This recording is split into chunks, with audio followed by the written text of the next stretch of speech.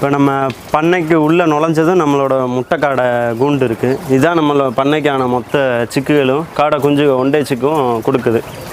இதில் மொத்தம் வந்து இப்போ 320 முட்டை காடை கிட்ட இருக்குது. நம்மளுக்கு கிட்டத்தட்ட இப்போ 1100 1200 முட்டை கிட்ட கிடைக்குது. இதை நம்ம ஹேட்ச் பண்ணுறப்ப நம்மளுக்கு இப்போ 65லேருந்து 75% மாறி மாறி நம்மளுக்கு சிக்கு கிடைக்கிது. டெய்லியும் காலையிலையும் சாயந்தரம் இறம் போட்டுருவேன்.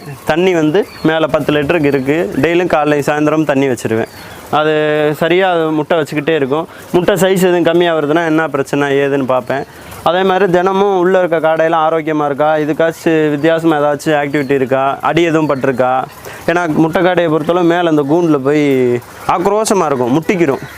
அப்படி வேறு எதுவும் கால் எதுவும் வளைஞ்சிருக்கா, எதுவும் வச்சு ஆயிருக்கா, செஞ்சுருக்கா, ஏதாச்சும் கொத்தி எதுவும் அடிபட்டிருக்கான்னு டெய்லியும் ஒரு பார்வை லேசாக பார்த்துருவேன். பார்த்தாலே நம்மளுக்கு தெரிஞ்சிடும். தினம் பார்க்குறதுனால ஒரு பார்வை பார்த்தாலே தெரிஞ்சிடும்.